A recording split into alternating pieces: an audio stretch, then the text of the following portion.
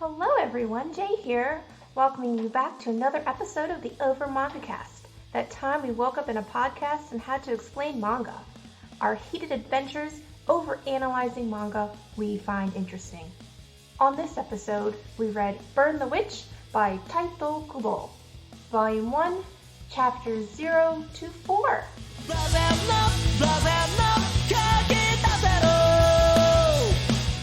Hello everyone, my name is Sam, and welcome back to the OverMangaCast, where, as always here at the top of the show, we like to talk about what our familiarity with the property we read this week is. For me, Burn the Witch was just something that I randomly saw in my recommendeds on the Shonen Jump app and was like, that looks like it fits my aesthetic, and I suggested it to the crew, and that was about it. But I didn't even know at the time that it was by Tite Kubo, and by extension, I do have some familiarity with Bleach. I watched a bit of the anime. I haven't read any of the manga, but I did watch a decent portion of the first season of the anime, and I mean, it was good, or at least the parts I watched were. That's about the extent of my familiarity with this. Jay, I know you're more of a Bleach fan, but did you know anything about Burn the Witch going into this?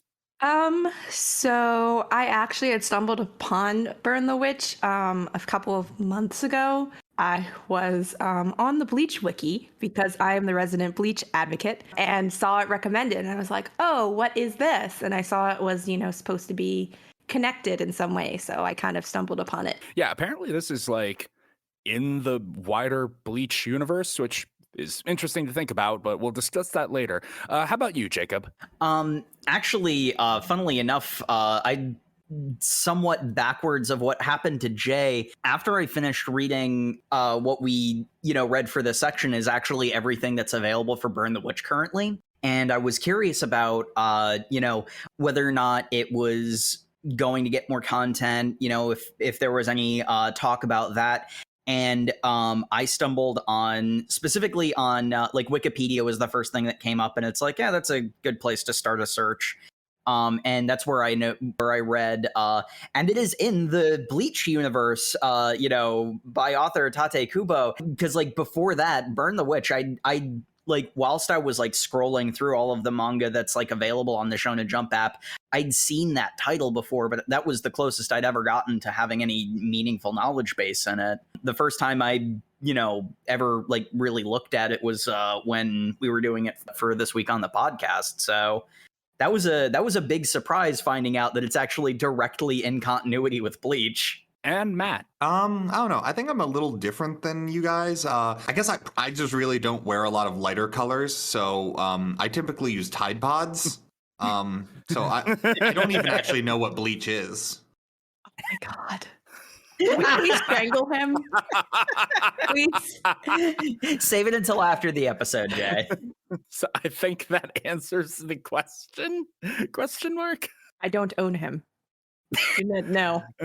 Anyway, Burn the Witch was, from what I understand, it started off as just a one-shot that Kubo-sensei did, and then it was popular, so it got a, full volume out of it, and an OVA, I think, and that's where it stands now. Yeah, from what I read, when the one-shot came out, I mean, we'll get into it, but the one-shot is very obviously setting up a larger story.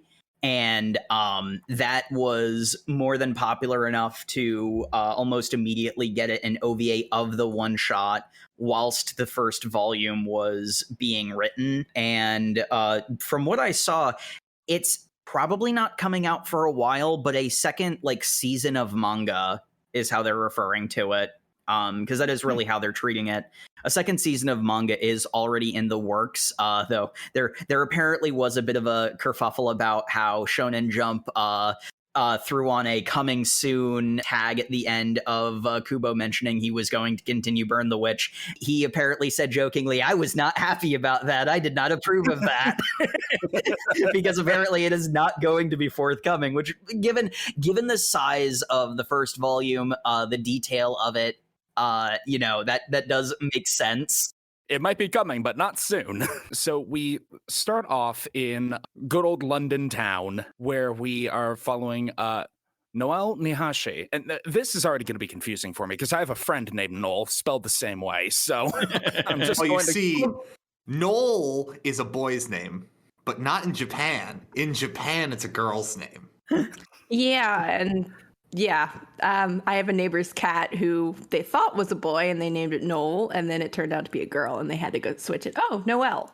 Yeah. Yeah, that was the thing for me. I've actually not. It's one of those ones where it's like I've heard the name Noel before, but I've heard Noel more. So when there was the comments about, pretty sure in England it is, because it's like depending on, it's a unisex name depending on how you pronounce it. I'm more used to the feminine Noel than Noel personally. So when that comment came up, I'm like, is that Japan not understanding how English names work? Oh no.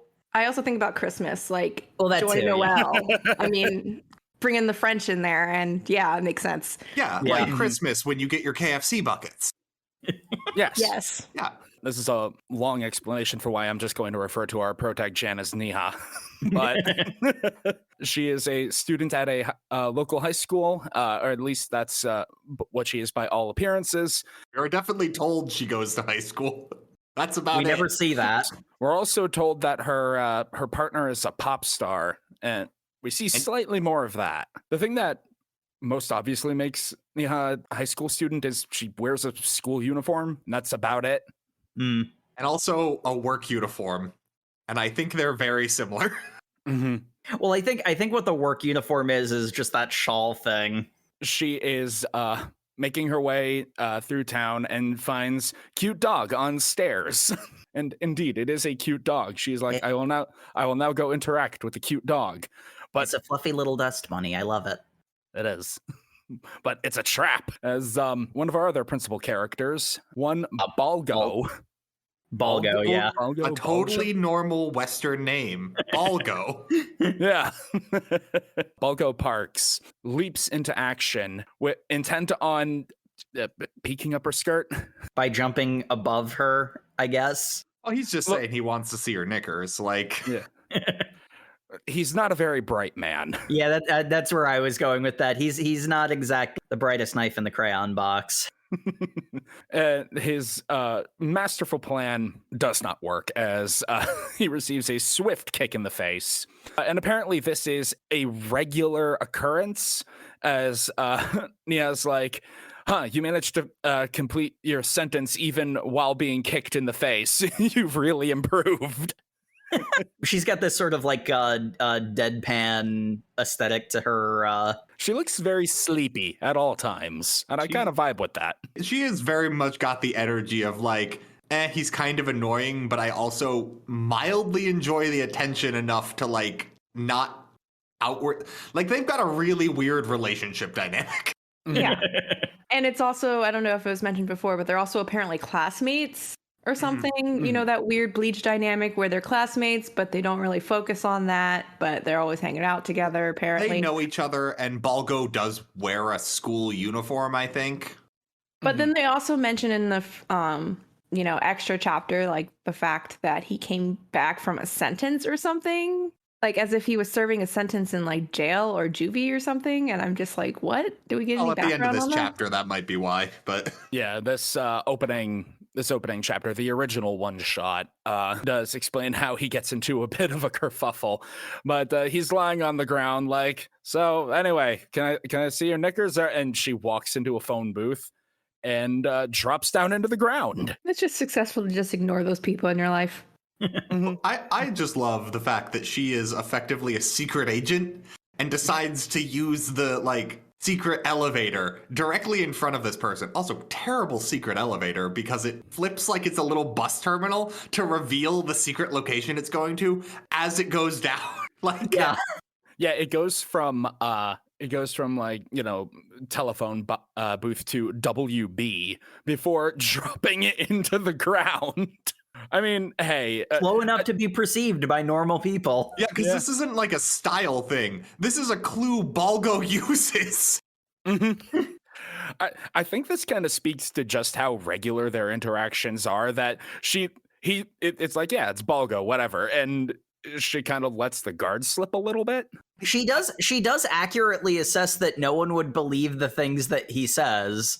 I guess one of my things I'm going to bring up here is I always, throughout the entire reading, it never really got clarified for me. I was never really sure how much of a secret what's going on is supposed to be. That was something else I noticed, because there's another character who's supposed to be from the normal world that doesn't seem particularly surprised by magical shenanigans that happen around her. Like, this is definitely not Bleach, where most people don't believe in ghosts. Like, Bleach starts with Ichigo getting mocked for being able to see ghosts. This seems a lot less like that. This kind of feels like the Dresden Files way of doing the magical otherworld, where it's like, we try to keep it a secret. We don't try too hard because who the hell is going to believe it? It's an open secret by the fact that it is so ridiculous. Anyone who sees it and tries to reveal it would just be considered telling tall tales. Exactly, especially if we're, demonstrating any of the shenanigans in front of Balgo. I mean, look at him. Believe Balgo. That guy's an idiot. that is directly stated about him and not inaccurate. She goes down the super secret magic elevator into reverse London. Which is exactly like regular London, except magic. Which, again, I was not clear on. I thought it was like magical Dragonland. But no, it's also an entire city, which made a lot of later things make a lot more sense once I re-understood that. I kind of think of it as like controversial enough, but going back to like the Harry Potter universe, and you have the Muggles and you have the witches. Think about it that way. Yeah, it is. It's done in that model. I would not be surprised if Tite Kubo took direct reference from Harry Potter when making this. Oh, absolutely. I mean, you can't convince me that Kubo Sensei is not aware of Harry Potter. You can't convince me. I think you're at the point you can't convince me that the vast majority of the world is not at least aware of Harry Potter. Like that's approaching like not quite Mickey Mouse, but like that level of like you should at least know vaguely of it. But it's here where we are introduced to our second principal character of Ninny, who I absolutely love her name. Another completely normal English name. What are you saying? You ain't never heard of Ninny Spankle? I apologize. The numerous people I know download this from the United Kingdom. I don't know why I did that. I can't promise I won't do it again. We are going to butcher your accent numerous times, and I only sort of feel bad about that. That's not even just Britain. Pretty much any accent. I think me and Sam did terrible German accents back in the Helsing episode. Yeah. Yeah, the werewolves? The werewolves, yeah. Oh, yeah. Yeah. Anyway, Ninny is quite swiftly introduced as she is berating some public servants who are doing repairs after a dragon attack. Which actually, now that I think about that, that's a bit of early installment weirdness, because they also later say that hasn't happened in like 86 years. No, I think they're referring to it. I also got confused by that. I think that's referring to a different thing. The scene it comes up in is very Cloak and Dagger. Yeah, she just says the damage done by that big one the other day, which could be. We do know that not dark dragons are big and stompy and destructive too. So plus, like, dark dragons have to be doing things because that's the Saber's entire thing is they fight dark dragons. But anyway, she is berating them for fixing the advertisement screen first. It's like, well, no, she's specifically berating them for not being done yet, because she ordered them to do the advertisement screen first because she's on it. Yeah, because it is a big, like, traditional stone archway, very like old England, and on top of it is a giant, like, Japanese style, like, soda advertisement. Dragon tears. And that would be a good candidate for a meme edit of just editing dragon into man. And tears. Yummy. I could see Ninny doing it too. You're not wrong. But it's here where we get a bit of exposition. Reverse London is London specifically for people who are attuned enough to magic to see magical things. and it was specifically created because of dragons, which are kind of like your classic, Western dragons, 4 limbs, 2 wings, big, breathing fire and all that, but also, just weird and with a whole bunch of other different kinds of magic. And it's like, well, they tend to be kind of dangerous, so we need to conserve them. So we have this alternate dimension, London, where the special organization Wingbind is in charge of dragon conservation and management. Like, in all fairness, the reason they did that was because in days of old, they didn't have Reverse London. Reverse London has been created through magic.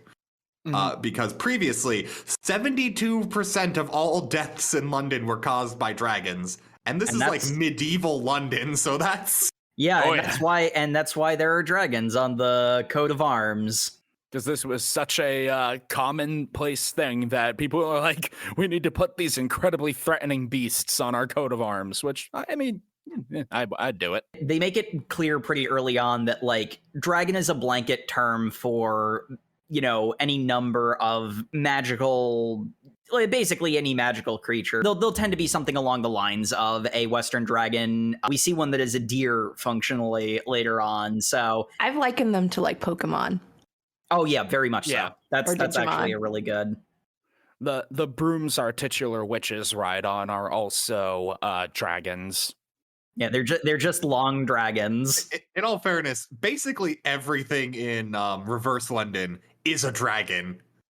Because we get like a little like, oh yes, these are all our modern conveniences in Reverse London that are all secretly dragons. Like to the point that there is a toilet that grows plants that is a dragon. And the power plant is just a big electricity dragon. I noticed the power plant being the electricity dragon. The one Matt mentioned, I missed that. And you missed the plant potty?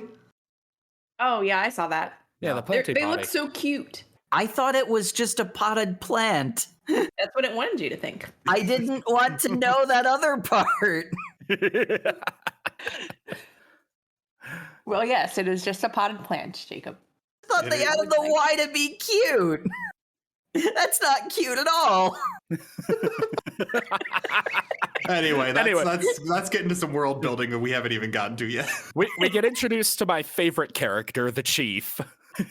I love this guy. He's just the laziest overseer that you've ever had. He's that manager.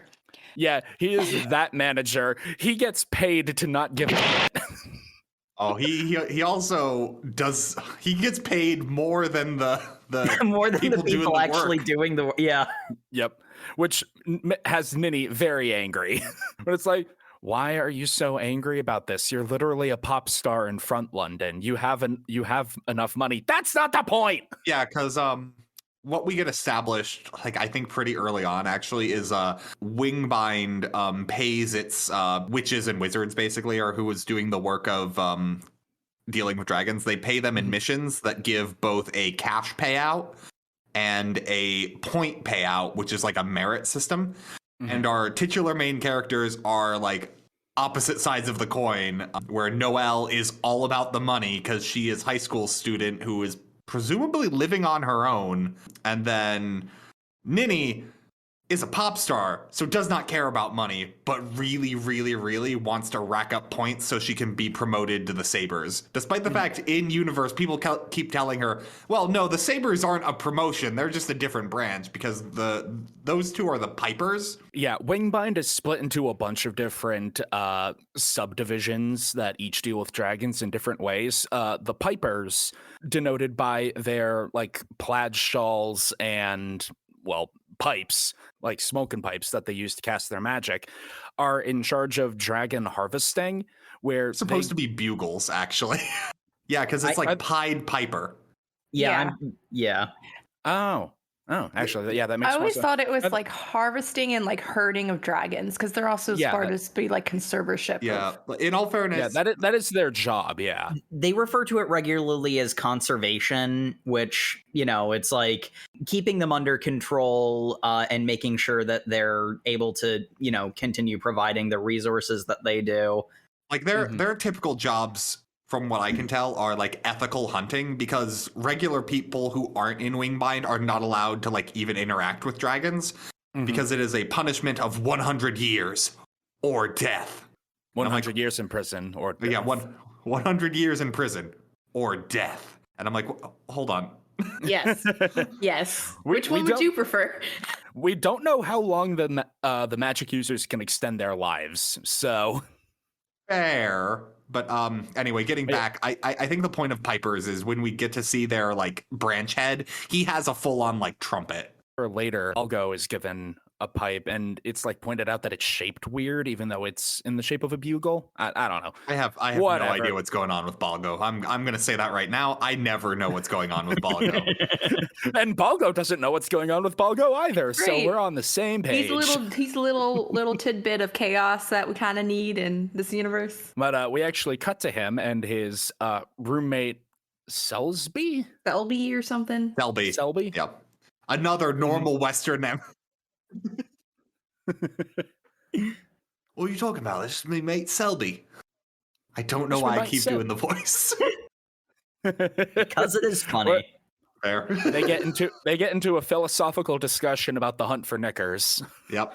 While also talking about how cute the little dog Oshui is. But also Selby's just like, so you called me because you chased a girl down an alley. First off, bad move, bro. Like, what was that?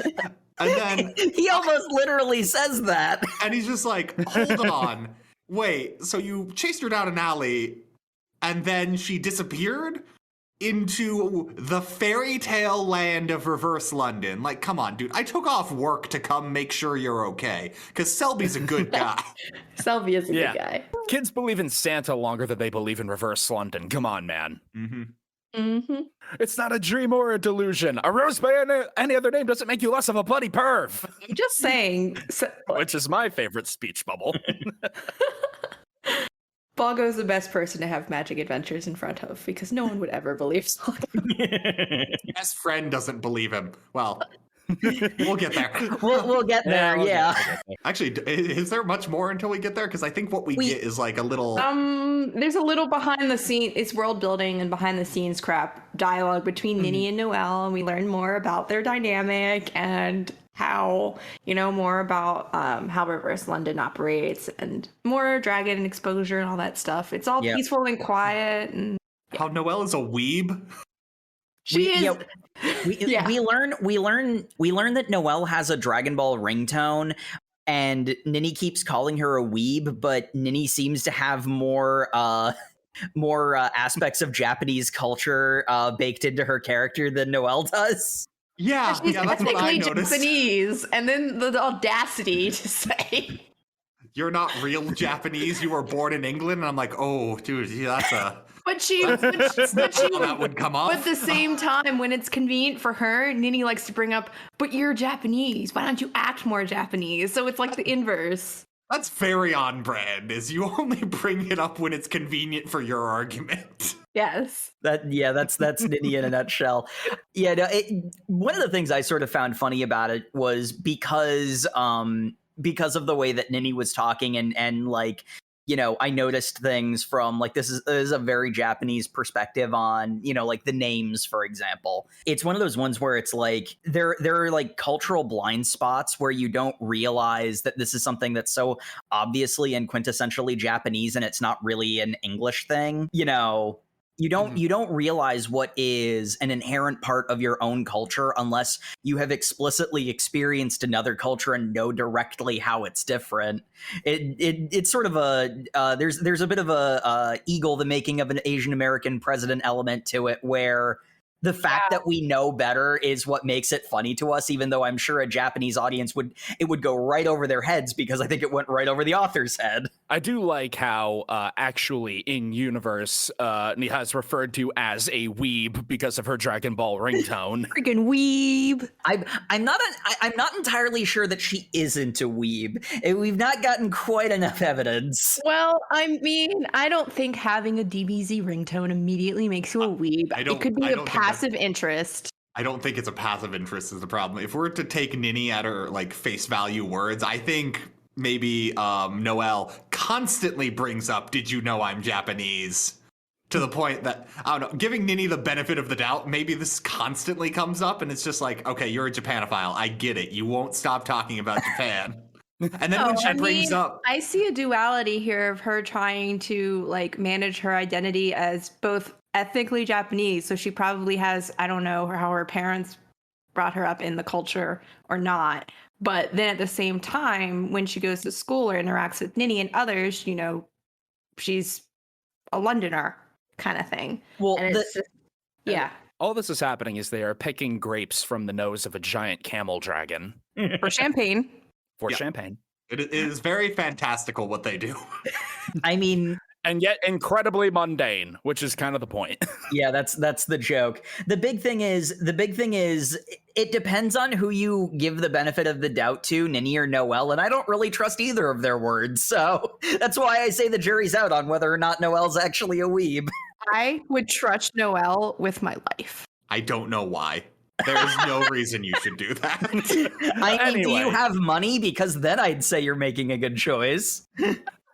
Anyway, Ashui has exploded into a dragon.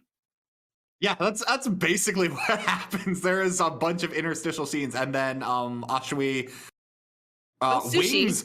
He's Osushi.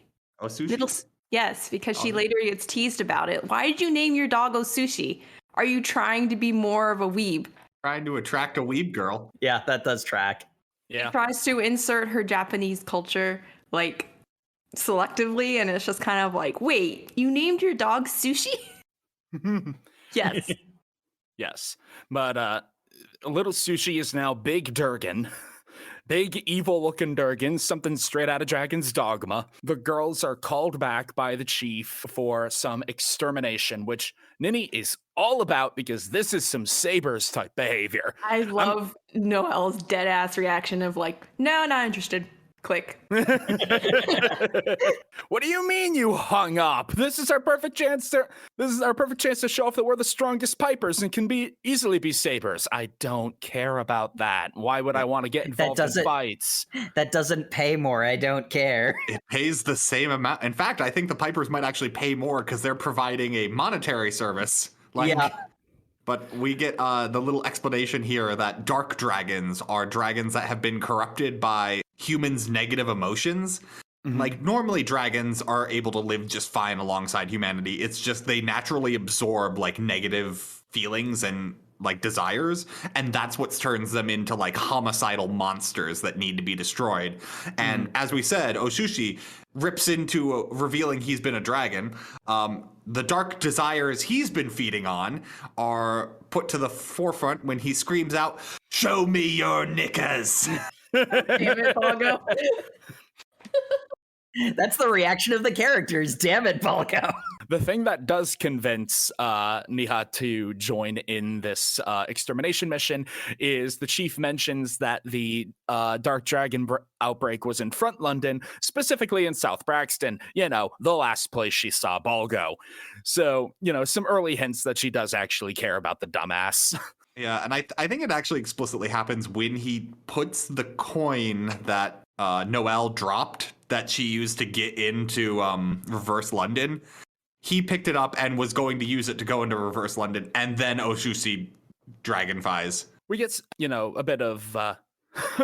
obviously, Balgo and Selby are freaking out. Balgo is taking it shockingly well to Selby's great consternation. Why are you not scared of this? But he's still a cute puppy. I mean, I can't actually now. I mean, I can't actually see what's going on because Balgo can't see the dragon. Oh, that's right. They show a panel from Balgo's perspective, and there's just like you know, dragon-esque footprints being stamped into the paved stones. Mm-hmm. Our heroes explode onto the scene, and that's when the "show me your knickers" line happens. And Niha immediately realizes, oh crap, it is Balgo. We gotta save him. It's one of the rare cases where Noelle actually has a facial reaction to something because she's very displeased about it. Like when it's Balgo doing it, it's mildly annoying at its worst, but he's kind of endearing in a weird way, so she lets it slide. But now it's crossed the line, and she's actually mad at him. Like, she's also mad from the point of view of like, oh no, he made that dragon. Oh no. A human being who interacts with a dragon goes to jail for 100 years or is executed. And like every other witch in this entire series, that punishment is mentioned, and then they explicitly say, hey, if we just don't say anything, nothing has to happen. We can just sweep this under the rug.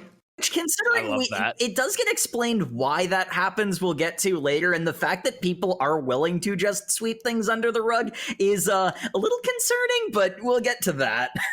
In the moment here, this is when, Ninny and Noel tell the civilians to leave the area. Did they do their really cool, like, police tape spell in this, or does that happen later? I think that happens. That happens later. Yeah, I think that happens in chapter 1.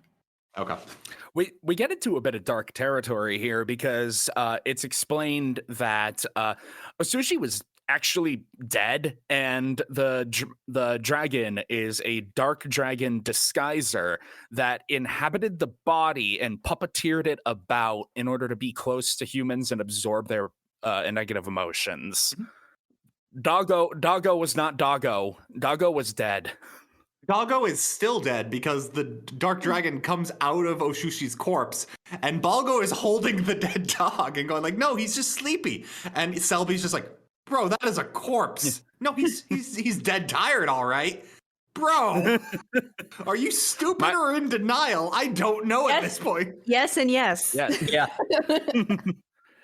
My favorite bit is when Selby is running away, and it's like, why are you running? Noelle is here. We'll be fine. I'm running because there is an invisible monster and flying ladies. Who wouldn't run? And I'm like, you coward.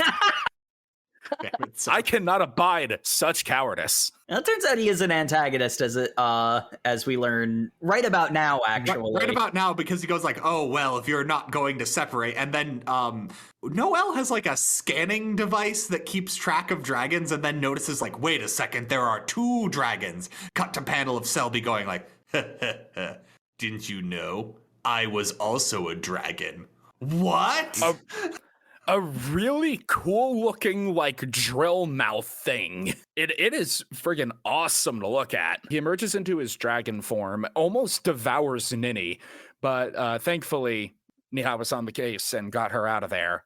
Yeah, because essentially what the dragon who was Selby says is, yes, I've got 2 witches here. If I kill and eat a witch, I will become immortal. And both of the 2 main girls just go, that is definitely not true. I don't know why you would think that. That's just an urban legend. He's like, well, I'll eat you and then find out. That's one way to learn, huh? So yeah, there were actually 2 disguisers.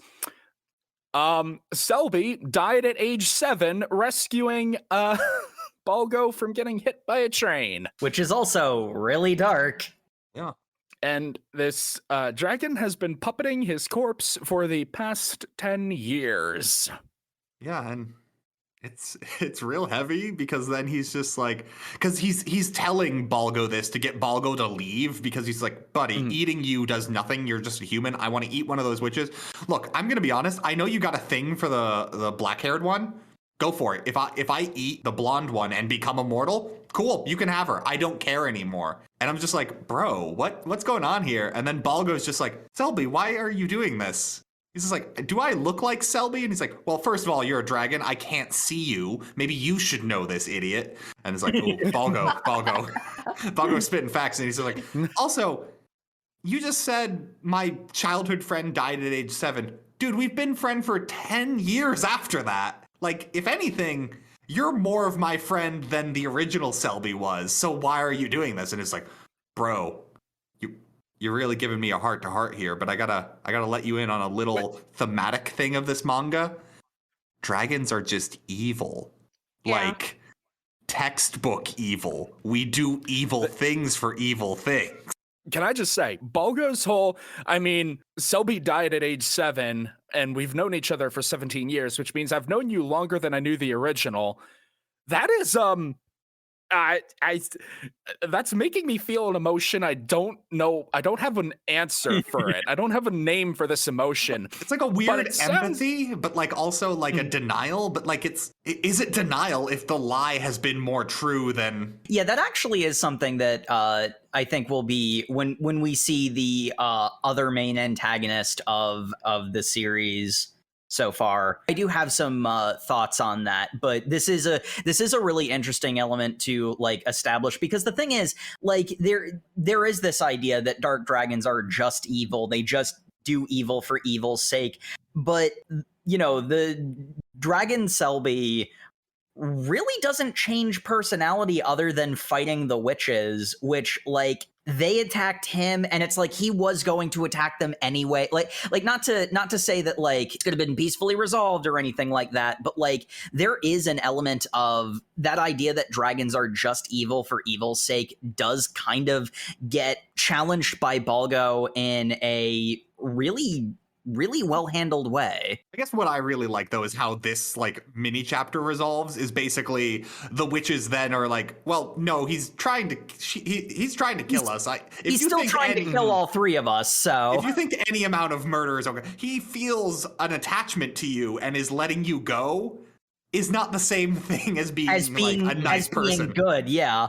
Yeah. He's still evil, and he's still gonna hurt people, so we still have to do our job regardless. Like it's like in D&D. You can have an evil person on your party, and they can be a cool bro and everything, but also, they're still looking out for number one in the end. Mm-hmm.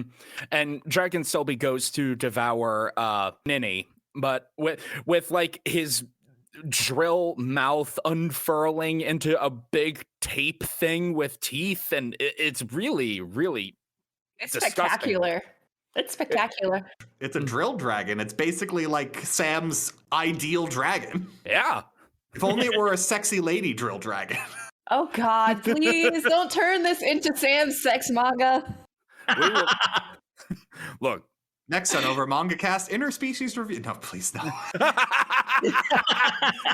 Look, we're going to get to the other big dragon fight later on in the manga. But Balgo, heroically, though he cannot see the attack, he knows it is coming, so he leaps in front and gets bit, which infuses him with enough Dracotoxins, which will be explained later, to give him the ability to see dragons. And he's like, man, Selby, you really are f***ed up in the face, aren't you? Damn. Yeah. Mm-hmm. In his no thoughts, head empty way, he's like, look, you're still my friend, but you're not looking great right now. Mm-hmm. Wow, no filter. I love it. Like, you're still my friend, but I am utterly disgusted with everything I'm seeing right now. Yep. They slay the dragon. Yeah, this is the distraction needed for Niha to get in there and use her absolute dragon shatter. And victory achieved. Day 1. I'll go on the sidelines going like, man, I was really thinking his character arc was going to resolve in him being saved. But no, you just killed him. And I'm like, yeah, good buddy. Yeah, we killed dark dragons. Them's the rules. Job's over. Good work. And the chief gets a promotion to Sabers instead of the girl. Well, you see, the management gets promoted for his subordinates' work. And it's really great. Because the very beginning of chapter 1, we find out he got fired. Because he's too lazy. But it's like, don't worry, girls. I got you a going away present. It's Balgo on a leash. Oh, yeah. What do you mean a present? Well, he got bit by a dragon, so he's dragon-clad now. So we got to treat him like a dragon. And you're dragon conservators, aren't you? Have fun. We got a new pet. Wait, so... where is he living? Well, I mean, Noel's got her own apartment, so he can live with Do you think this is a bad idea? Also, Osushi is here now. Yep, because Osushi is back to being a dark dragon inside the dead dog body, which fine. Yeah. Show me your knickers, Noel. But, yeah. So I think ostensibly they kind of set it up. I think Ninny also says sometimes she has to take Balgo. Yeah, they have to share duties. I think it's just funnier when Noel is taking care of him because she lives in a small student apartment. So they have like a weird curtain set up through the middle saying, do not cross. Do we know if Balgo still has to like go to class and everything with her? Because they're good students. I would assume he is not treated like a human being anymore, to be fair. I think he lives in reverse London now, and that's it. They don't go into it in detail, but that is how he's treated. 17-year-old kid dropping out of high school, not the worst thing. Balgo wasn't going anywhere after that. Let's just be honest. Wasn't doing him any favors. But I'm just wondering, like, if Noel has to go to Front London, would she then have to just keep an eye on him in Front London as well? Well, I think so. Or when she leaves, that would be when he goes to Ninny. Or I don't know, because they both go. There's actually a thing in the first chapter about the fact that they're not actually watching him. Like, that's the whole thing. Just they're not at Noel's apartment. They get yelled at for it. They have they have split custody, and neither of them are paying attention to the baby. Nope. Fought for split custody, but it turns out neither of them wanted a child. Ninny is off it. So yeah, that was the entirety of the special one shot. It's here where we get into the limited run volume, where it's like, oh, this was really popular. Hey, let's do more of it. And there were a lot of elements of the one shot that really did feel like it was banking on it getting picked up as a full series, because I hadn't really mentioned it because, in all honesty, it's generally speaking it's quite enjoyable. It was actually, when I was looking up if this was going to get more, I saw in an article a bit of criticism of the series that basically put towards the feeling I had was it felt unfocused. It was doing so much world building that it didn't, tighten down on a particular story, and it felt like it was bouncing around a bit. It didn't hurt it that badly, but it was the thing that like kept me from really getting sucked into it. It felt to me like this was very much a pitch book. Yes, absolutely. This, which is, in all fairness, it's not meant to be read the same way like volume 1 of a manga would be, because you don't want to spend too much time on world building. You want to sell someone on what the main meat of your story is going to be, which is cool dragon battles and like interpersonal conflict. So you jump into that at the expense of, well, we need to do some more groundwork, because I don't have more building to build. I'm trying to sell you a blueprint right now. Yeah, exactly. And it's like, that was definitely felt, but like there's a reason it got picked up, because that by no means sunk it. Because the characters were enjoyable, the world is interesting, It did its job. I really like the opening few pages of chapter 1, because it is Ninny in some drip walking around Front London trying to get away from the paparazzi, talking about how fairy tales are bullshit, because the reason it never pans out well for the fairy tale hero is the magic was never yours. So if only idiots get bewitched, then I'd be the one casting the spell. And I'm like, yes, I love this vibe. That's some bars. Yeah, I really love how this book ends, like the entire like that's what makes this like a cohesive story on its own, is like that moral being like philosophized by her in the beginning, and then it ends with her like speaking it and bringing it into reality of like the main crux of Ninny's character is like, I don't want to have things given to me. I don't want, like, her pop star life is ostensibly like things that are being given to her because she's being promoted and everything. She wants real power that comes from her, because that's the only thing that's real to her. And that leads into her personality, why she wants those, achievement points, and why she wants to be recognized for her contributions. Yes. Yeah, she wants to be in the Sabres in particular, because that's a more prestigious, like, it's not a promotion, it's a more prestigious side grade. The thing I really noticed was when you initially hear, Ninny like doing this stuff about how fairy tales are stupid, it makes her come off as a very like arrogant and dismissive character, and how it gets reframed when it's bookended at the end is a really clever elucidation of her character. Really does a good job of showing the nuance in what she was saying, that because I mean, like, Ninny is very much a like the tsundere type character, very much a diva, both literally and figuratively. Yeah, she's no, actually, that's a good way of putting it. She's literally a diva. Like, one of the defining elements of that character archetype is that they tend to have do a bad job of explaining what they mean, and it takes moments of emotional vulnerability for them to actually like speak from a heart in a way that can actually land with someone, and this kind of does that for the audience, because you get a very different impression of Ninny. It's the impression that the one-shot chapter established, but you get a very different impression of Ninny the first time she gives this speech versus the second time. Yeah, and we have her, and I really like this characterization. It's a very go-getter personality. It's a very she's a fun character, and it fits really well with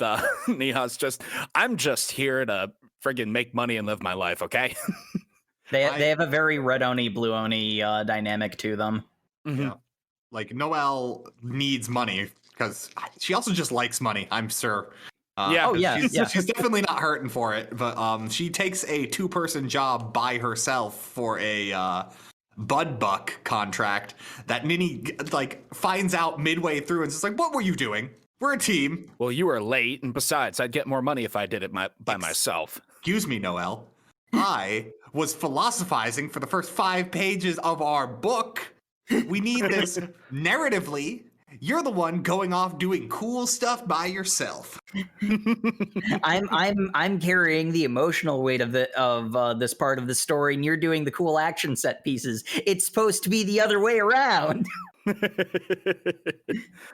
Don't you know anything about our character archetypes? They don't get that meta, by the way. It's all subtext. Mm-hmm.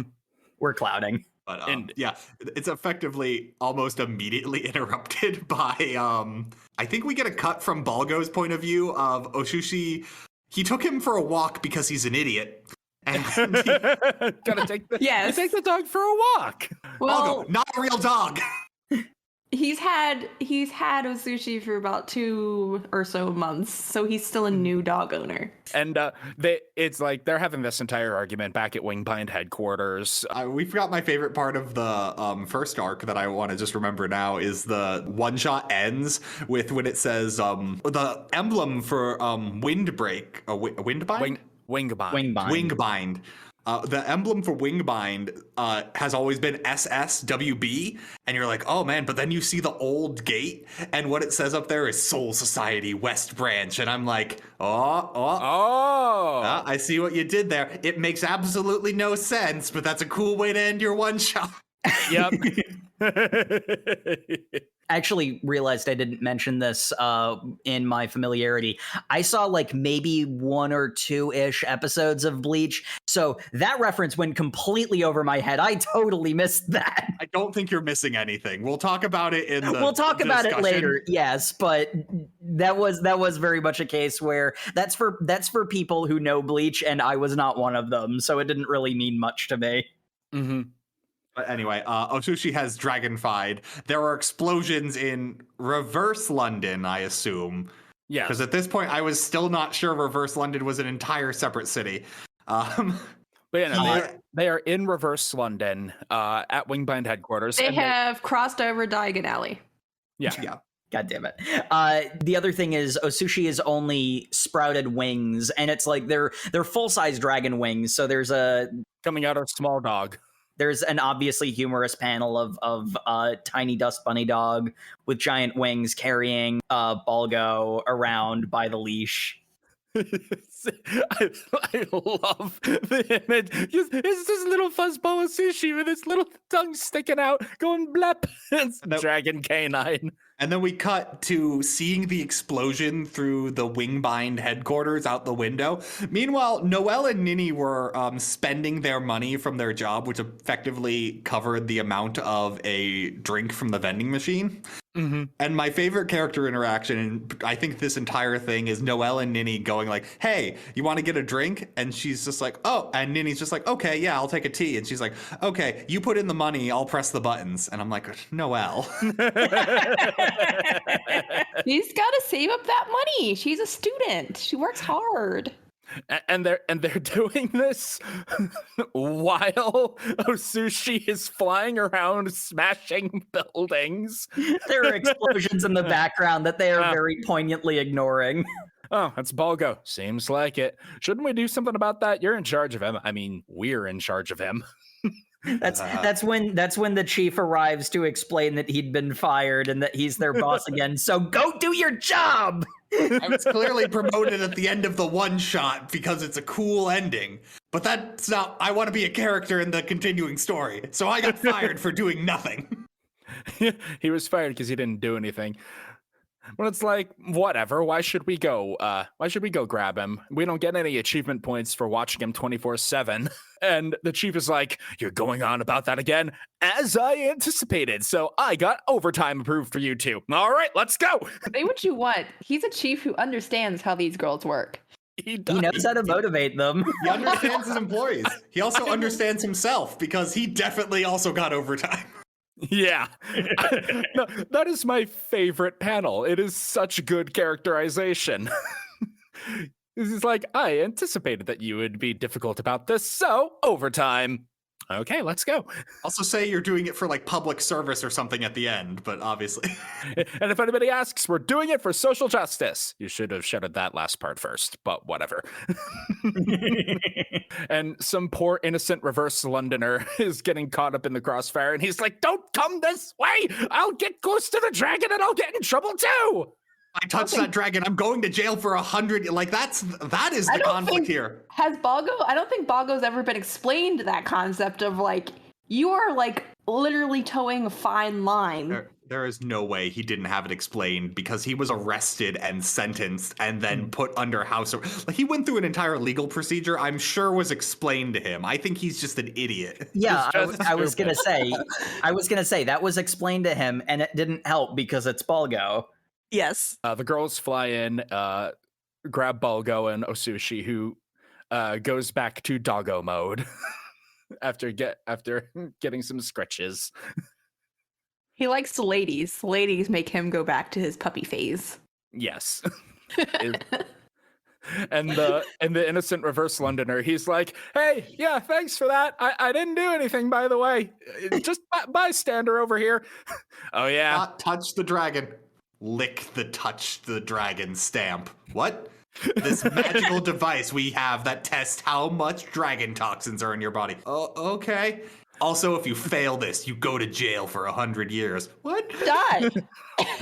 Or die. And it's like, okay. It's like, lick. Okay. 0.3 millicrests. That's within acceptable levels. Have a good day. What about window? My house exploded. Do you have insurance? They have dragon insurance. Yeah, oh, what? dragon You don't have insurance. insurance? Guess you're getting out of luck, bud. That's England. Well, that's not England. That's America.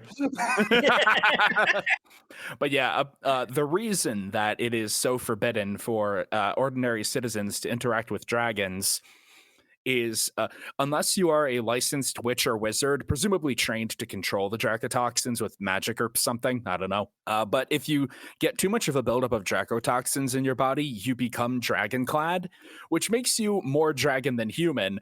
And also, it makes it so that you attract dragons to your presence, and particularly dark dragons and uncontrolled random dragons wandering to find the person who is also a dragon in a populated area, as you might expect, is dangerous. Which makes one wonder why everyone's so inclined to just say, forget about it, I just won't tell anyone. That becomes a bit of an issue, though there are character reasons why it comes up twice. To this manga's credit, they also do kind of explain it by the end. This is a very modern story in that these are a bunch of people basically doing a day job despite it being a fantastical universe. Like this is just their job, and it is a big organization with a lot of bureaucratic red tape to get lost in. And if it makes less work for me, I am fine with just letting it slide. Bureaucracy. And I don't want to do that paperwork, so we're just going to pretend it doesn't exist. There's also a level of that, like, middleman where you're like, I don't want to be the one who has to make the decision that someone dies. Mm-hmm. I can avoid that by just pretending I didn't see anything, and I save a life. Is like, there's a lot of value to that, in all fairness. Yeah, and the two cases where people turn a blind eye to someone who, strictly speaking, probably should get culled, because specifically one of them is Balgo, and as established, Noel finds him his quirkiness has a charm to it, which it does. Balgo is charming. He's the charming idiot archetype. There's some chemistry going on there. That is very obvious. Yeah. So her not wanting to cull him because them's the rules, it makes sense. And then there's another case where someone, is like, I'm just going to pretend I didn't see anything and we'll all walk away and this never happened. There's another case where it's like a similar situation. I do like how it's brought up that basically they're all subject to the system. It comes up every time Ninny is complaining about how unfair it is that they do all the work and the chief gets all the credit. As Niha's just like, yeah, no, that's how an organization works. I know, that doesn't mean I have to be happy about it. Specifically, how the chapter ends is... Asui had actually sprouted wings because a dangerous dragon was closing in on Balgo. Mm-hmm. Which would be more important if that dragon actually got established at all. It's literally just a monster for the girls to fight. Yeah, it's an action set piece for the end of the chapter is what it is. This is where the cool police tape spell comes in. Oh, I love the police tape spell so much because they just like, okay, go. And it's like, do not cross, dragon, witches. And I'm like, oh, yes. Keep out, witch, wizard only, dragon exclusion barrier. While that's going up, just hit it with a stun ball. All right, mission solved. We're good. Call on the chief, get an extraction team in. Oh god, its face fell off. Noel instantly knocks it out, and Ninny's like, then why did you make me put up the barrier? Just in case. Mm-hmm. I love how everyone in Reverse London gets like a emergency alert on their cell phone of like, hey, just reminding you, if you touch a dragon, go to jail or die. Hey, just reminding you, if you touch a dragon, go to jail or die. And meanwhile, Ninny's just like, Noel, why are you listening to that? They called me. Please avoid the dragon exclusion zone. But yeah, as it turns out, this random rampaging dragon is actually a dark dragon, which sets up the greater blockade. And we get some really good glamour shot in this of the girls on a roof in action poses silhouetted against the massive dragon rampaging through the city. We also get one of my favorite parts of Bleach was when they cast their spells, because spell casting in Bleach was I think they read a haiku for each one of the numbered spells, and they're numbered in this too, and they recite an actual incantation kind of. Mm-hmm. To that level. There is a level of methodology and structure that I feel is missing in a lot of popular culture magic, because you're the status of a wizard is yes, this is a person who has memorized spells and everything, and they have a structure to them. But in a lot of magic fantasy, what you get is this spell does fire because fireball, and it's just but no, this is, we have a set number of these, they do a specific thing, we have maximized and I love it. I just love that nonsense of, we're not going to explain to you what they are, but there is a structure there. One of the little details I liked is that the Dark Dragon alert was going out from the Reverse London BBC. Yep. Yes. Yeah. Gotta remind you, we're in London. We are in London.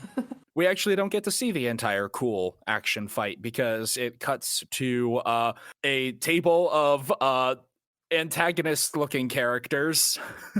All watching this. Here's all the characters you'll get to meet if you, dear reader, make this popular enough for it to get picked up for another season. I mean, it really feels that way. The way it's presented. Look how cool these guys look. Yeah. Hey. Yeah. Which, in all fairness, gives me Bleach flashbacks to the captains of hey, look, this guy's got a dog head. What's that about? Read more. Hey, it got all of my attention. Okay. It was successful. It works. Was it Bruno? Oh, you mean Grimgel? They are the same character. Let's be honest. I literally could not focus for the first few pages because I'm just that's Grimgel Jaggerjack. Let's get to his introduction and we'll go over. I do like that his name is Bruno Bang Knife. Yes. Yeah, they all the captains are also equally dumb in their names. Well, They're all really weird. A lot of them, it's the case where it's like either their first or their last name is fine, but it's the other name that is hilariously wrong. What, are you saying Bang Knife isn't an appropriate last name? Which makes you think they know exactly what they're doing. Yes, we're the Upper London Bang Knives. Are you telling me that Tronbone Tekkanen, the garden gnome looking dude? Okay, fair enough. His name is Trombone. And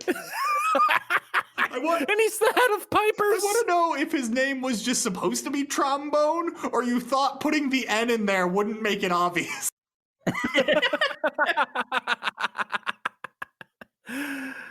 Trombone. Tronbone Tekkanen. Yeah, and he literally just looks like a garden gnome crossed with like real fat Santa, just like, ooh.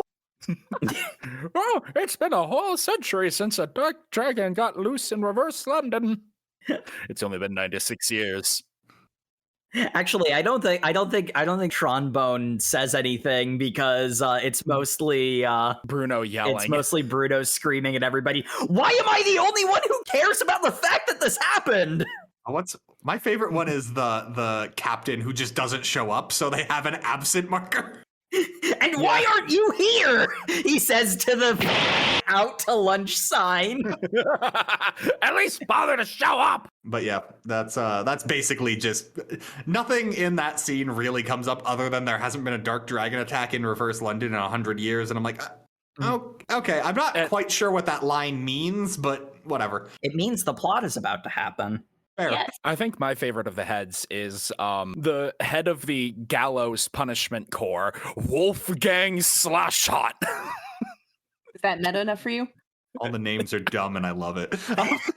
They're so dumb. Dum-de-dum. I would be embarrassed to put these names on a D&D character sheet. Like, I'm not. I will shamelessly adopt them. okay. But anyway, Balgo's got to die now, so. Oh yeah, they do decide that Balgo is attracting dark dragons to London, which not good. Fair. So they are putting an execution order out on him, but because there's a giant amount of bureaucracy in Wingbind, this can take anywhere from 24 to 48 hours. I love how they're not even sure. Yeah, it'll happen eventually. Now that we have the plot established, let's get to the actual thickening of said plot as we get a shot of the paparazzi in front London, where we keep mentioning that Ninny is a pop star, but she's a part of the band Cecil Die Twice. You know, a normal name for a pop group in England. Well, Yeah. I mean, I think they're trying to go after like that dark, like not grunge, but like They don't look grunge. They look like J-pop you know, idols. They look like J-pop idols. no. Yeah, no. They look like KDA. Well, That's another. I was gonna say they don't look like J-pop idols because I was gonna imagine them being dressed in mostly black and maybe like TJ being like maybe in a lighter pastel or white or something. But their like entire aesthetic was more like not goth but like emo, kind of with Ninny's hair and everything and makeup. I mean, we see them in ads though, and they're kind of bubbly. But maybe that's just the advertisement. That's probably just the advertisement, honestly. Because I'm looking at the ads and they kind of look like nonchalant and like staring off into like the side or whatever. Like they don't like they want to be emotionally detached and everything and like grungy. The way that they were treating this was very idol-esque, and that I sort of read that as another case of Japan not realizing that that's not exactly universal. Yeah, and considering what happens in this very scene we're talking about, I don't believe they're like a grungy band because there's the big drama in that her co-star quit. Yeah, because, Macy Baljour. Yep, because And they're only two because they're a Macy's- duet. Yeah, because there's Macy and is Macy supposed to be TJ? Like, I don't know. They're not ultra clear about it. It Anyway, doesn't really matter. She has been replaced with a Vuman, which is a CGI character, which is why I don't think they're a grunge band, because I don't believe Got a a grunge band. VTuber. They got a Vocaloid. Yeah, I don't see like They're adopting like Aspa's aesthetic.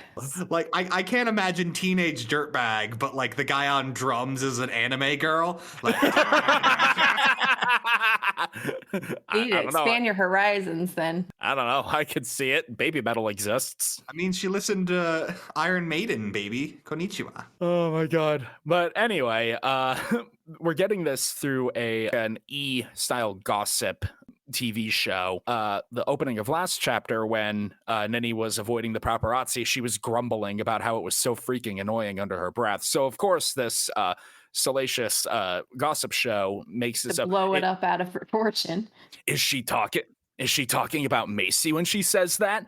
And then the TV that this is being displayed on blows up, and a shadowy figure thanks an Ellie for her fury on my behalf. And I'm like, okay. But now it's time for something out of Ancient Magus Bride with Niha's morning routine. Yeah, this is where we get the bit with part of the bathroom is cordoned off with the do not cross curtain. Mm-hmm. And there's Balgo just sitting in the bathtub cooing about how cute Osushi is, which, to be fair, very cute. He might be dumb, but he does recognize cute. So hey, you're right. He might be dumb, but he recognized cute. He picked Noel. He's a man of culture. Yeah. This is true. We do learn that her broom dragon is named Wordsworth, which is adorable, and I love it. Gotta remember, we're in the UK. Yeah, my other favorite bit comes in this where the gossip mag, where it's talking about her breakup, Ninny's breakup in the thing. She's just like, wait, did you get a hold of this? And hands it to Balgo, and he's just like, oh man, they broke up. He's like, oh, I forgot you're an idiot who can't read magic newspapers. Taps it with her wand, and then it flips over as if it's like a train car to reveal the actual news story, which is, oh, Noel's on the cover. And Ninny breaks in. Why are you on the cover? Where are you on the cover as the Wingbind headliner?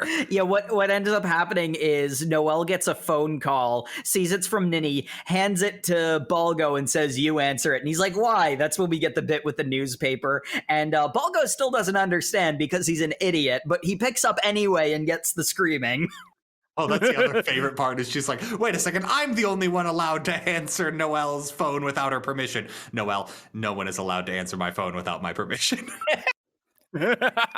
It's pretty great. This throuple they have going on is adorable, and I love it. Don't. You know I'm right. Don't worry, it'll get more awkward. Just wait. We're only halfway through.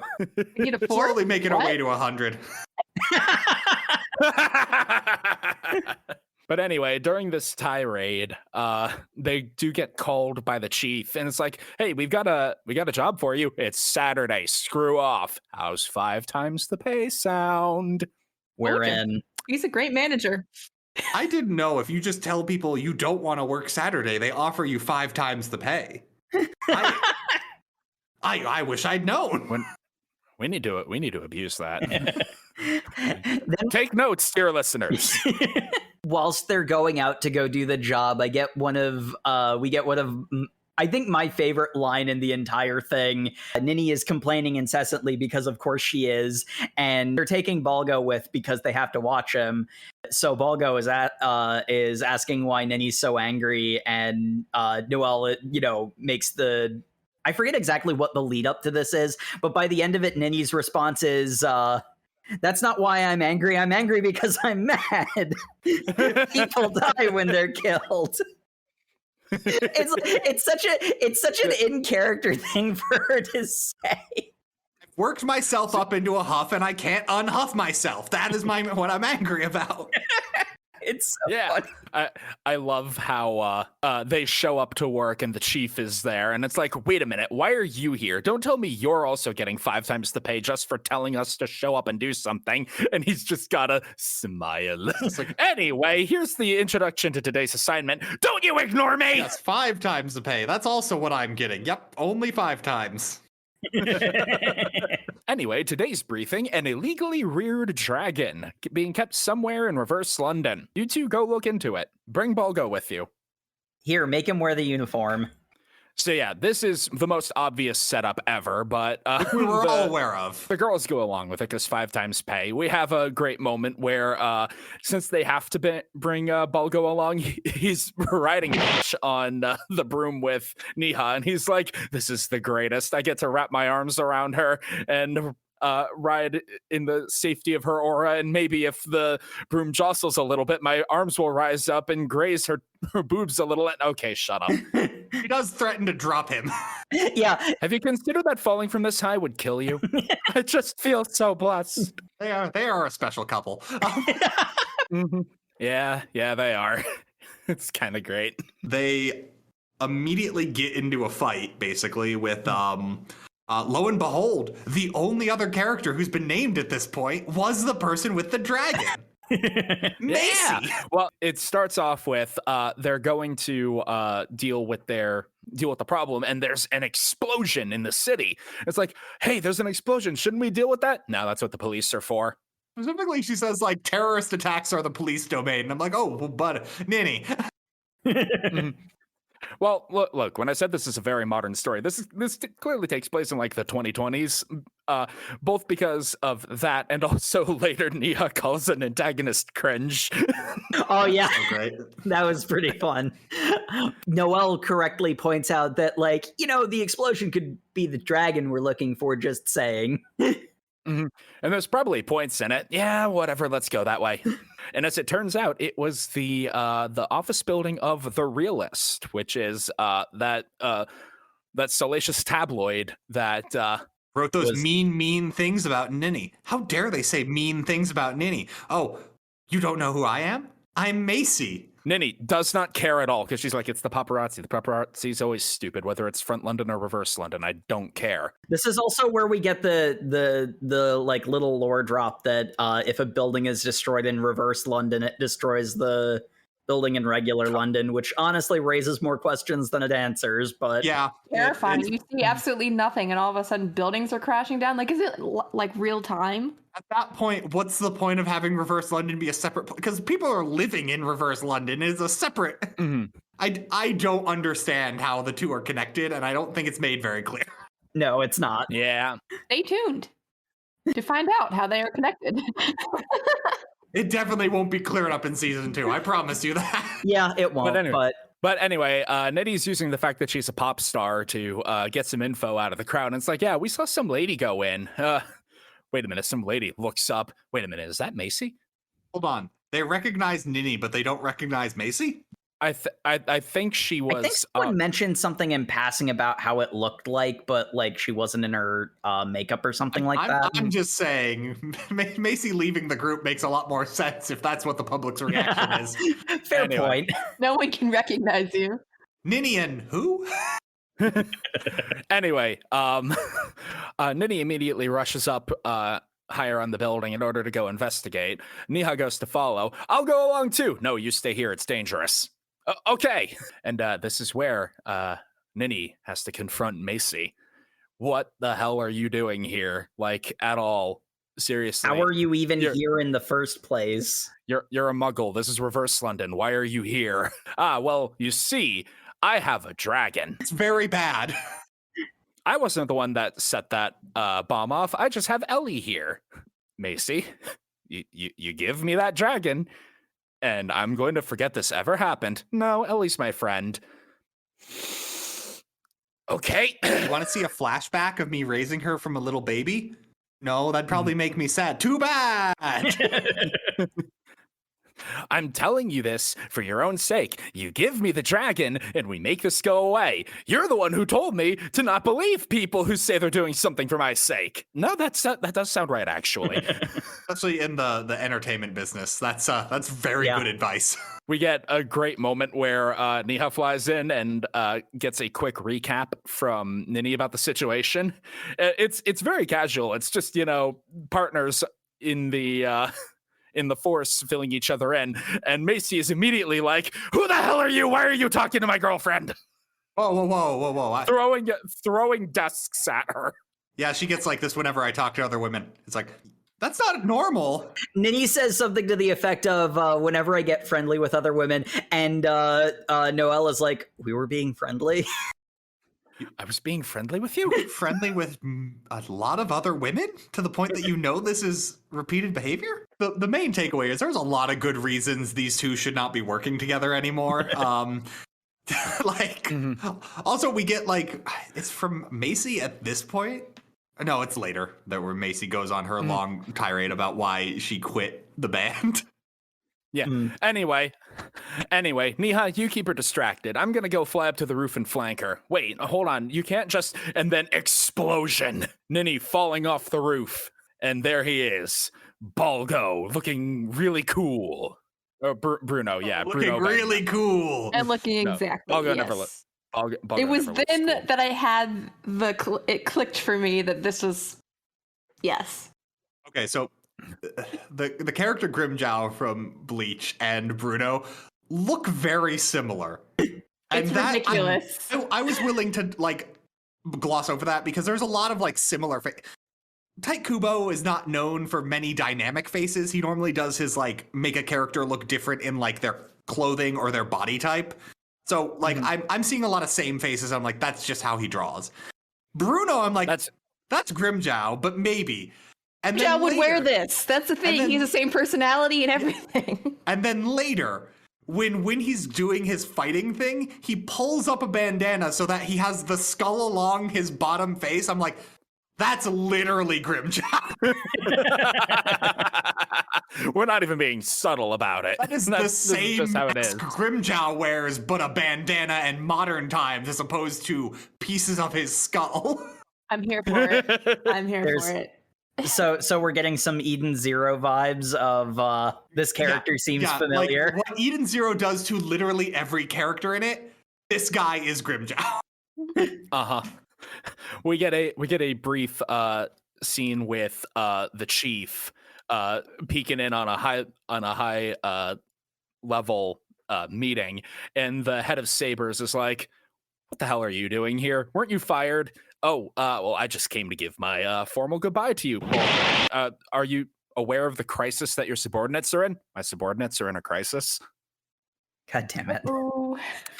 Anyway, I really like this scene because it's where you start getting the idea that Chief knows more than he's letting on. Well, yeah, no, this is a really good scene, yeah. I like that too. I love how he's got a bit of Columbo energy, and that he's actually really, really competent, but he plays it being a scruffy, lazy, disheveled man in order to throw people off their guard. And I really like that about him. Mm-hmm. It's like, my subordinates are in a crisis. Anyway, yeah, Balgo Parks has been authorized for execution. The alert should be going out soon. Try not to have your girls get caught in the crossfire. And then we cut back to them confronting Bruno, who Noel does not recognize at all. "What do you mean you don't recognize me?" I love how Bruno then basically explains the entire plan to them. Then he recognizes him. He as Bruno Bangknife, director of the Inks. Sheesh, at least one of you recognizes me. Anyway, yep, we're gonna just kill Balgo now. So stay out of the. He's trying to talk them into backing down, and that's the point where we get I believe it's Noel says that his dye job is cringe. Okay, we're doing this then. That's when he puts up the bandana, and then you find out that his entire fighting style is like a graffiti artist, where he's got. I love this so much. And he's got spray paint, and what he does is he does summoning circles, and then his incantation is the cell number of a creature, and he's unleashing things they have captured. Oh, it is so cool. I love his entire fighting style. And it just lets Kuba Sensei go crazy with drawing weird monsters and giant street art, basically. This is a deep cut that probably no one but me will respect. The manga Muho and Reishi, spiritual... They're either spiritual detectives or spiritual lawyers. I forget what it is. But their entire thing is a fighting style based around that, where they have a judge book where different magical creatures have been sentenced to different pages, and they summon them from the... it's real cool. That sounds really cool, yeah. We should read that sometime. We should. Put it on the list. Well, since you're decided to make yourself my enemy, bring on the workers' comp forms. I'm writing 2 incident reports. Actual line, and I love it. Well, I'm beating up some subordinates. Better inform HR. Yep. We get a bit of a fight scene that we move on to our next plot point by Macy and Ellie arriving on the rooftop, who's very confused because we do get some of the explanation on how things happen piecemeal from like this is the point where it's like yes, the dragon attack was in fact staged.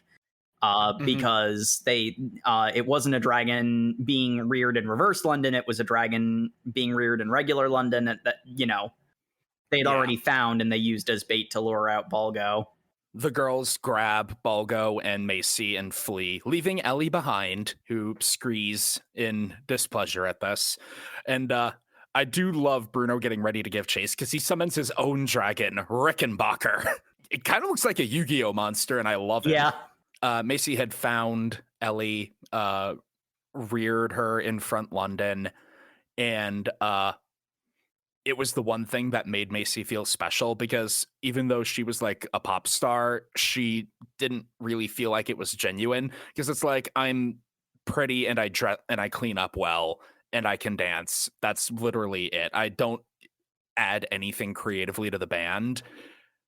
Ellie made me feel like I was something special. Yeah, she's just a pop star because she's naturally good at it and it was people telling her she should. But like she had no passion in it. It wasn't her. It was something that was gifted to her. Mm-hmm. Which, to bring it back to the like line that bookends this, is she's just like, I had my fairy godmother grant me like this, like it's a really good life, but it's not what she wants because it's not her doing it. And she says that Bruno came to her and said, "Hey, that dragon, you could get something good out of this. This is it. I'm gonna be led somewhere special." And it was just a trap. She was just being used as bait. And she's having a bit of a crisis just in time for Bruno to ride in on Rickenbacker. Look at that.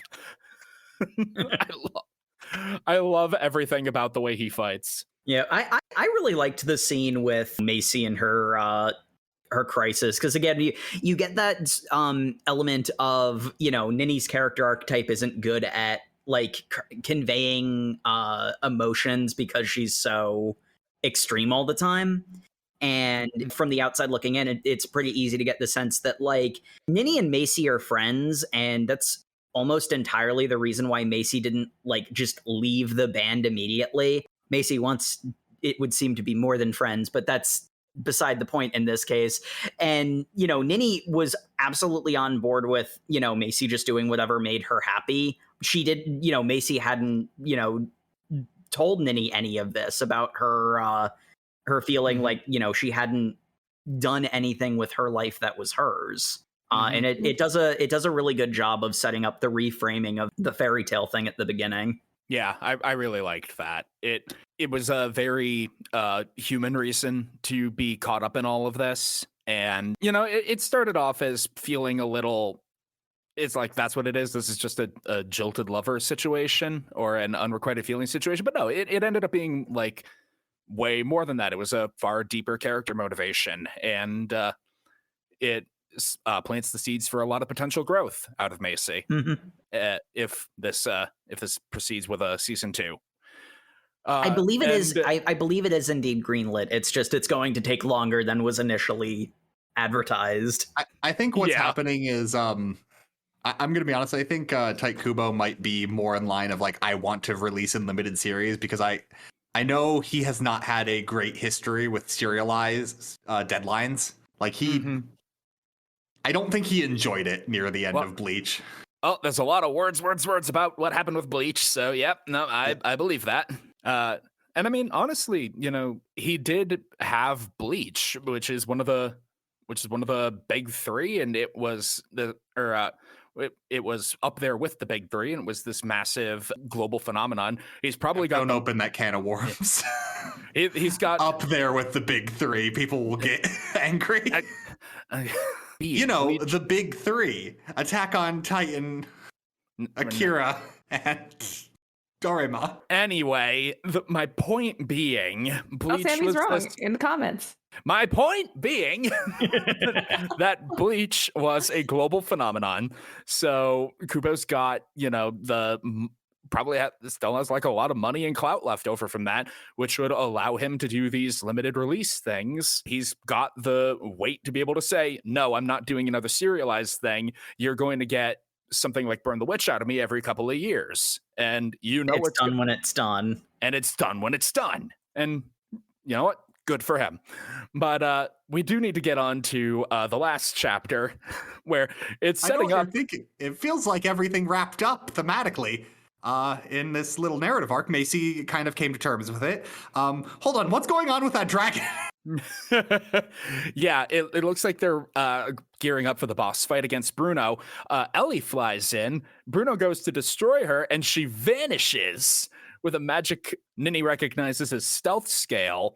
I thought it just emerged from the darkness, but no, it literally can poof in and out of existence. And Bruno also recognized it and is like, oh, come on, do not tell me. Do not tell me that this is some high-level dragon that I'm dealing with here. And then she molts in the moonlight into aesthetic. I love this. It's so cool. Oh, it got my favorite aesthetic is when a manga goes like, oh no, she's not just a dark dragon. She is one of the Martian. Martian? It's Martian. It's German. So yeah, Martian. She's one of the Martian. One of 7 dragons that are said to be the progenitors of dark dragons. And I love their names because they just list all 7 of them. They are Snow White, Cinderella, Red Dress, Golden Axe, Band of Animals, Sugar House, and Bubbles. And the Cinderella is the one that molts in the moonlight into a fully fledged dragon. And I love this. She looks so cool. She molts in the moonlight. She scatters dust that explodes. It's so neat.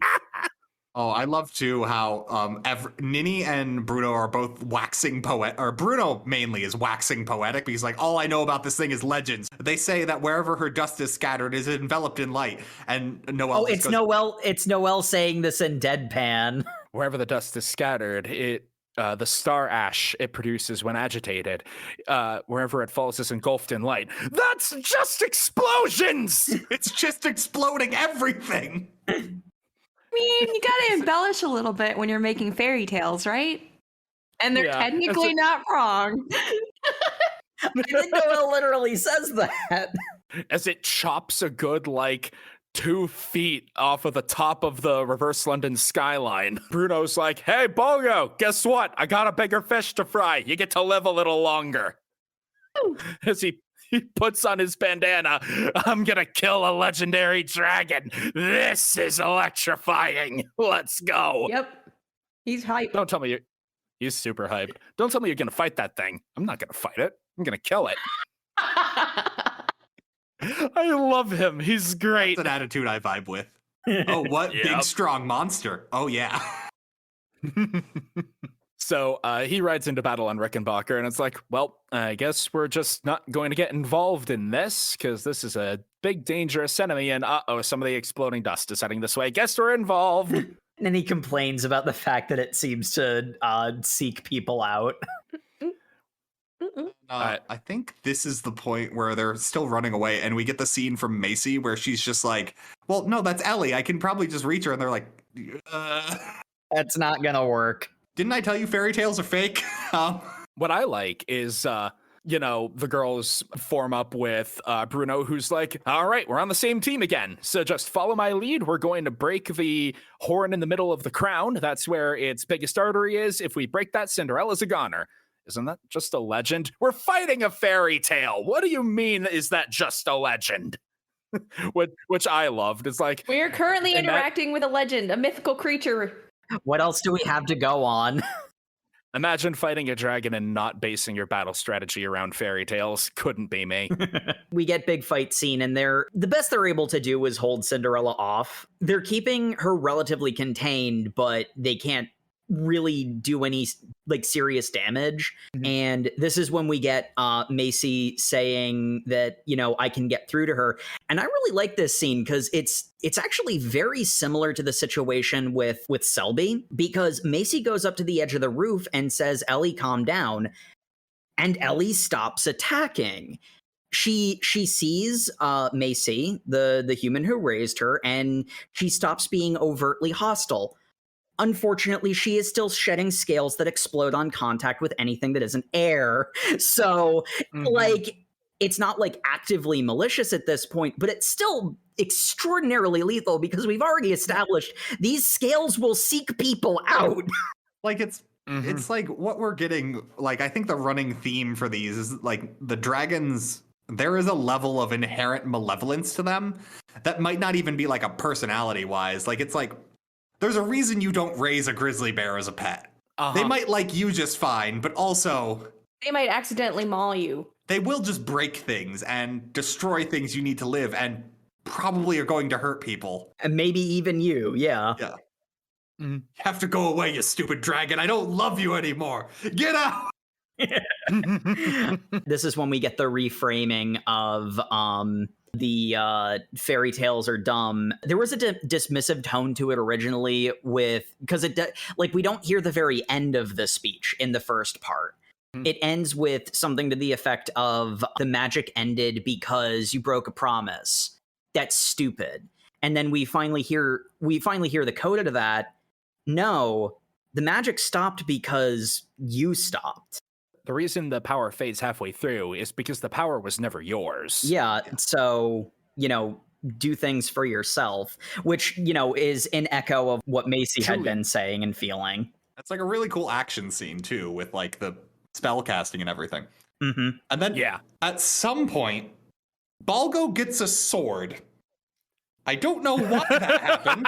Did Cinderella give him the sword? Okay, so nobody knows. Like, he literally is holding his bugle and it morphs into a sword, and even Noel and Ninny turn around and be like, what the hell? How'd you get That's a sword? supposed to be a prop. Why did that do a thing? Like, did they give him the sword to begin with, or did Cinderella turn it into... Because they focus on Cinderella, like, looking at them right before that, but that also could just be that's what they're fighting. And then Balgo gets a sword and then proceeds to not use it. So I don't know. Yes. The point is the manifestation of the sword is equally in universe a mystery and a shock to everyone. I love it because they're squaring up to fight Cinderella. Balgo's like, is there anything I can do? You can go hide in a corner. But I want to help. As he holds up the bugle and the blade pops out of it. He pogs at it. It's a beautiful panel. Great panel. What's this thing? What's this thing? How should I know? Sam put in our Discord with the little caption pog.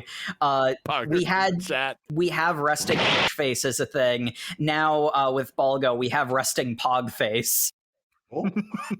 But the thing is, Cinderella notices the sword and she stops because she spotted it. I don't think Cinderella gave it to him. I think it appeared in reaction to her.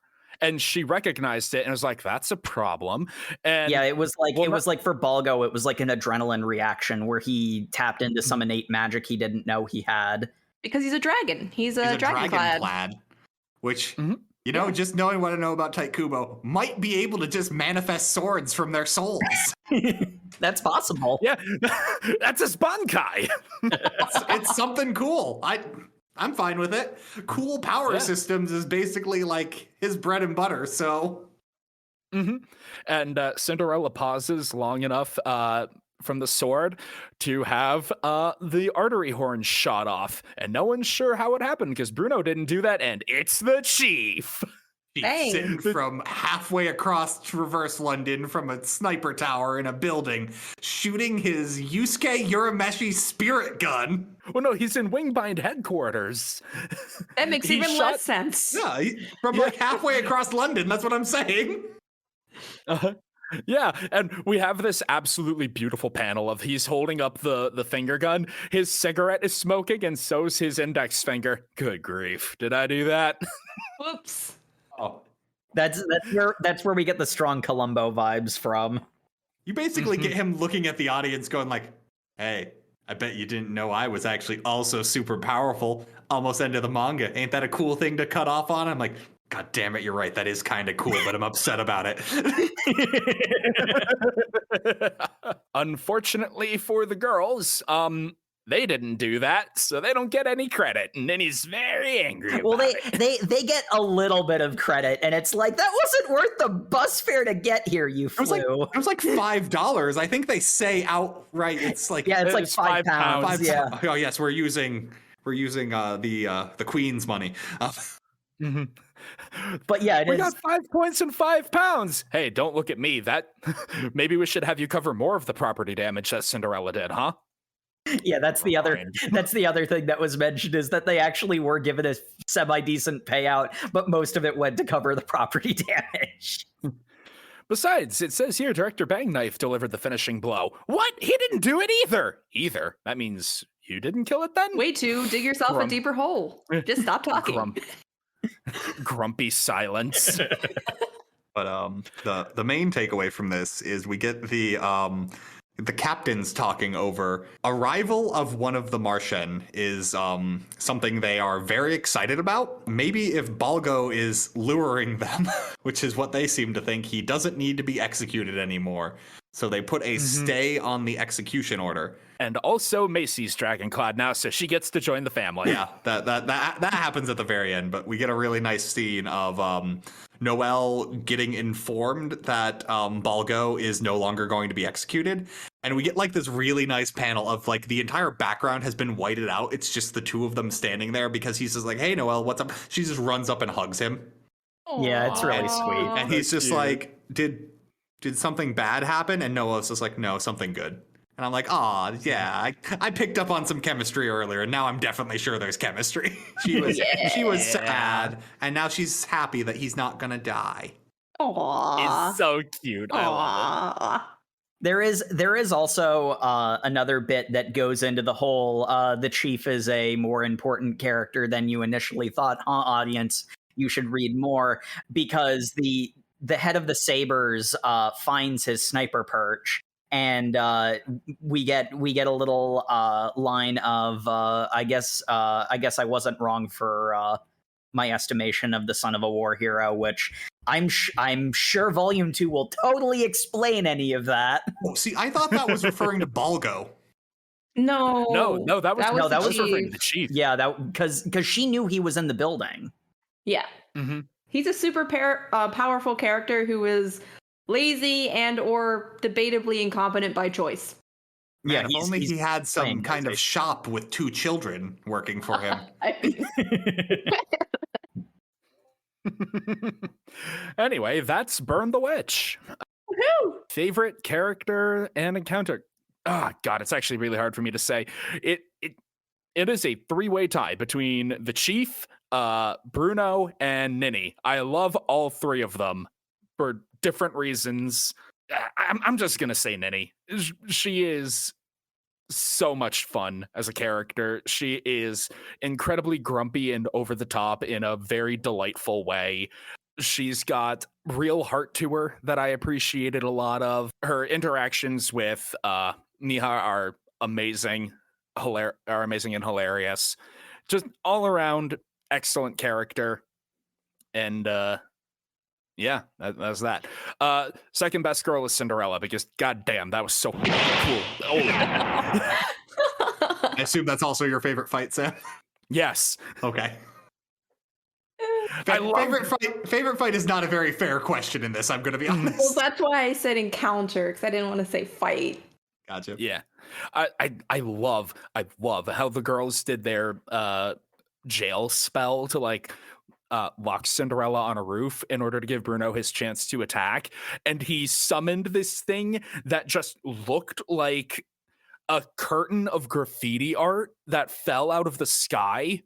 And like the plan there was, all right, we've trapped you in there. Now you'll explode from your own star ash, right? Nope, explosions don't hurt me. Okay. Yeah, Matt here. I'll jump in. So I know we're not supposed to talk about it, but Bruno is my favorite. Just why are we not supposed to talk about it?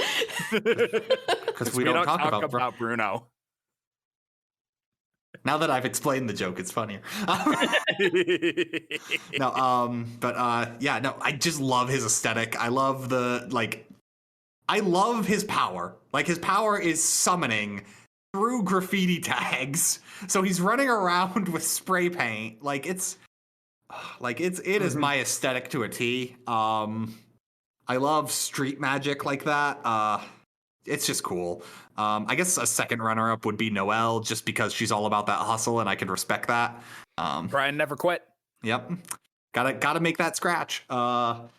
Favorite encounter. I'm actually gonna go with the fight they had with Bruno right before Cinderella showed up. Like, I really loved his fight. It was cool. Nice. Jacob. For me, the two that stood out the most to me were Ninny and Noel, because I really liked their dynamic. 2 weeks ago, I said blonde tsundere and well written isn't the only thing you need, but it certainly gets you a long way. So yeah, Ninny is number one of that close top two. I also kind of not as strong as some other characters, but I vibed with Macy's feelings to some extent. Kind of understand where she's coming from in a lot of ways. So I really liked her character, and also what we saw of her bit was pretty funny. So that's I liked that, and would be on board with seeing more. But yeah, I mean, also the chief and the chief, Bruno and Balgo, are also great. Like, all the characters that we got real focus on, definitely. I love Chief solid. So much. I love Chief. He's great. And Jay, favorite character, favorite encounter? Well, going into it, I would have to say my favorite character was Noelle, just because I just love her energy and her nonchalantness. And I have to say, she knows what she wants and is not willing to put any pretenses forward to, disguise it in any way. She's all about that money. And that's probably tied with Bruno for previously stated reasons. Encounter-wise, I would have to say, I actually really enjoyed the Balgo Selby encounter, strictly because I just really liked the design of the Selby dragon. It was just really interesting, and I enjoyed watching it. And also just the transformation of cute little Osushi to dragon, and I was just like, this just evolved from pure chaos. And then it's evolving with the show me your knickers bit. Yes. I actually realized I didn't mention favorite encounter because I'm sorry I cut you off. Well, I also brained there for a moment, so it's fine. But actually, funnily enough, it was indeed the same as Jay's. I really liked the Balgo Selby encounter, mostly but for different reasons. The thing I really liked about it is, like, there was that establishment of, like, there is an inherent evil to these dragons, but we'll have to see where the series goes with it.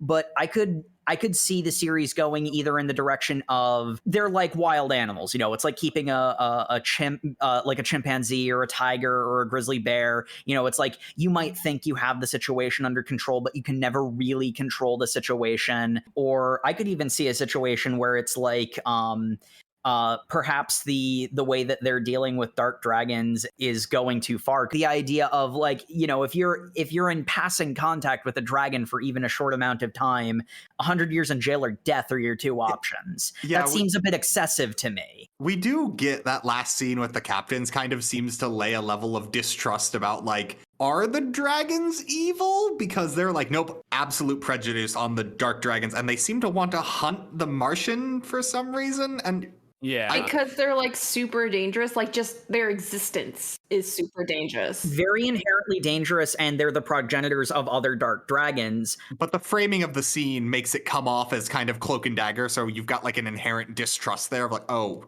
should we be taking this at face value? Yeah, it makes you wonder if violence really is the only way, because, like, in the case of Selby and Cinderella, in all honesty, given the tools that they had available to them at the time, taking those two dragons down was the right choice, in spite of the fact that they were able to be reasoned with. They're just so inherently dangerous that if they had tried the peaceful option, it would have gotten somebody killed. Is it that way because there is no other option, or is it that way because nobody's found the other option to give that to the people who are dealing with these things. And it's honestly a really interesting question looking forward, and that being the first like major confrontation, like the first serious fight that we see in the series, establishing that and then it building on that later, I really appreciated it. All I want to know is I want to know when the dragons get human forms and swords so they can fight with the heroes. Yeah. I mean, I could see that happening and I'd be about it. Yes. Give it to me. I actually had one thing I wanted to talk about that we mentioned earlier, we'd come back to in the discussion, was the connection to Bleach as a whole. Because I know you guys mentioned you'd done some research before and you kept having it say that it takes place in the same universe. Yeah. And the one shot does end with that thing saying SSWB, like the old emblem for Wingbind was the Soul Society West Branch. So maybe it's like an antiquated connection that no one's really aware of anymore.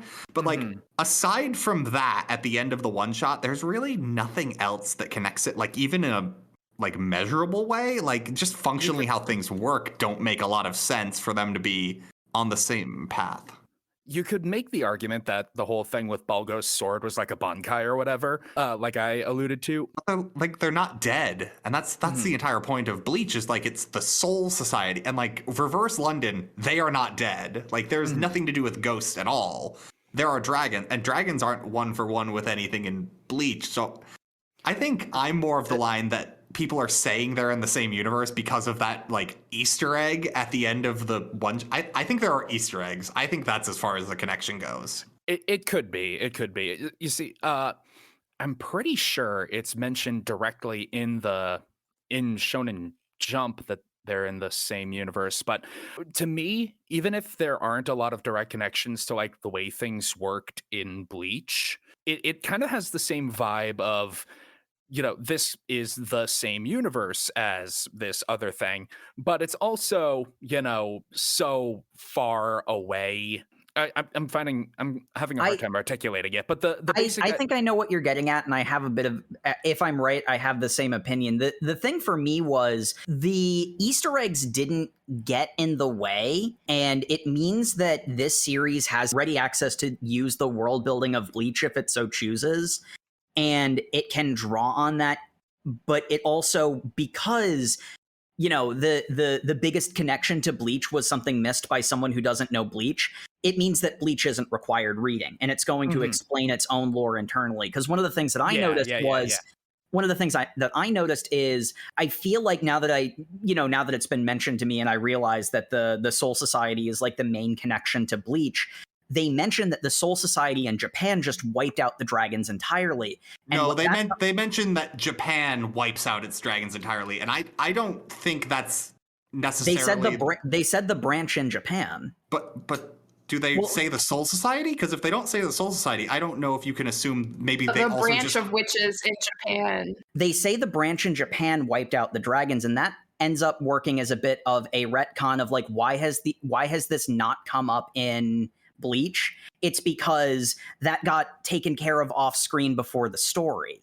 So it's a very take it or leave it moment of, if you want to say that it's the Soul Society, the part of the Soul Society is that they deal with dragons in Japan, just killed them all, then fine. But if you don't have a knowledge base for Bleach, or if you don't particularly like that connection, they phrase it vaguely enough that you can set it aside if you're not about it. Yeah. What I was trying to get to is it's basically the same idea. It's like this expanded the possibility of the way the Bleach universe works without impacting the way that we know Bleach works. And that gives the vibe of there is more to this world, and increasing the totality of it, making it feel more, it gives it a greater verisimilitude. Mm-hmm.